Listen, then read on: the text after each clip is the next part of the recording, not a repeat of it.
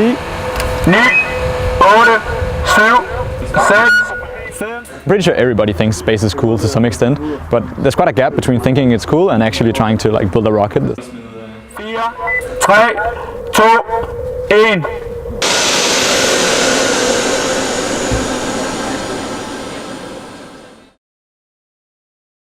Rasmus Petersen is a 22-year-old engineer student at DTU.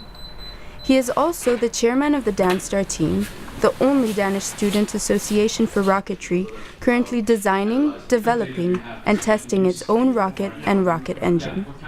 This is our rocket. It's going to be 4.5 meters long when it's done. Right now it's about 3.5, but that's because we're missing the nose up in the front. Pressure system, and then one notch up more, you have kind of like a small void between two triangles. This is where the electronic system is going to go for the rocket, and that's actually what we will be testing today. So it's not really rocket engines per se we're testing today, it's more like an electronic system. The DanStar team has been working on this project for over a year now.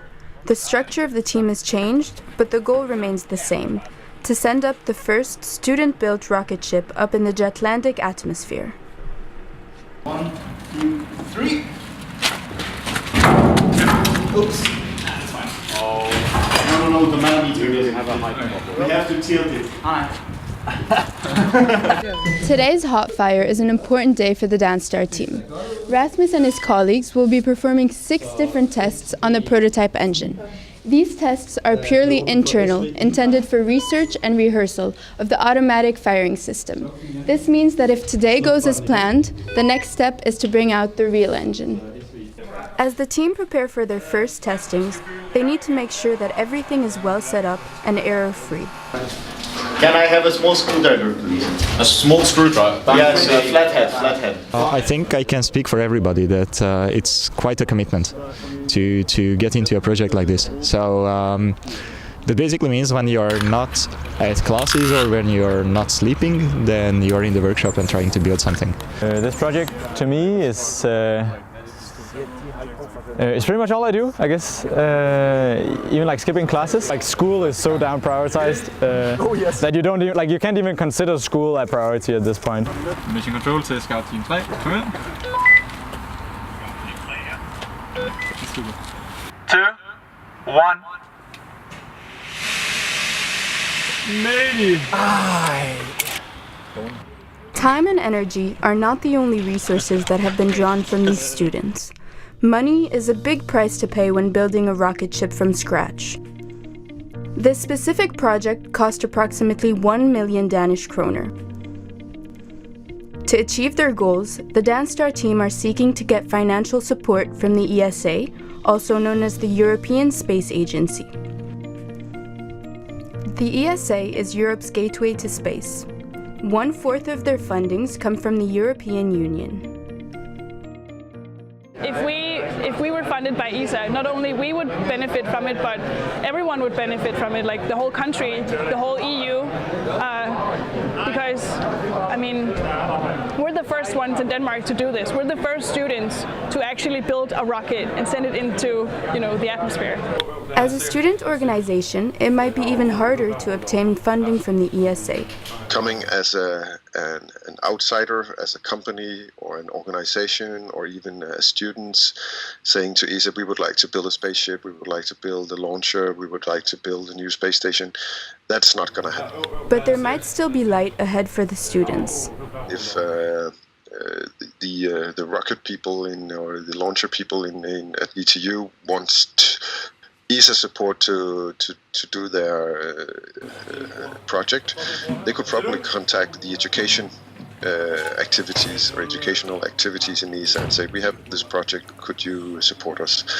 I think it would send a strong signal to the rest of Denmark, to the rest of the EU, that we support entrepreneurship, we support innovation. It would put Denmark not just on the world map, but on the star map as well, which is basically our ambition. Aside from the expenses, this project also requires technical support. The DanStar team and the Danish Technological Institute have collaborated to make use of modern technology. This is where all the magic happens. After the tedious stages of designing their engine, the DanceStar team contacted the Technological Institute to help implement their plan into a reality. As you can see here, this is a prototype engine. It's the final product of a 34-hour-long process in a 3D printing machine. We like to help students.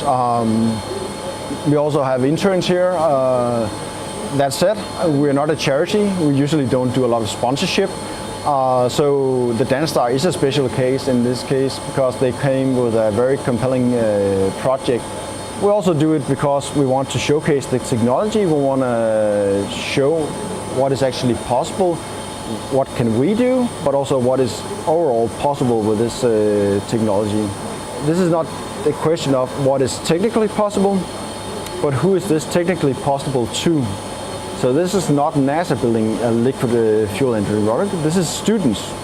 I do believe in the future of this project. I have talked to Rasmus and the other guys at DanceStar multiple times. I also saw Rasmus's bachelor defense where he showcased how he had designed this rocket. And I think there's some very talented guys. And I also think that they are very mature in their choices. They are very structured about this and they make some choices that are not easy, but I think the right choices sometimes. And I actually applaud them for this because they're doing a great job.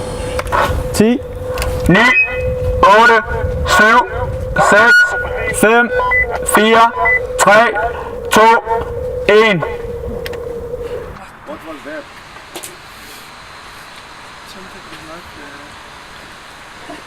That sounded like...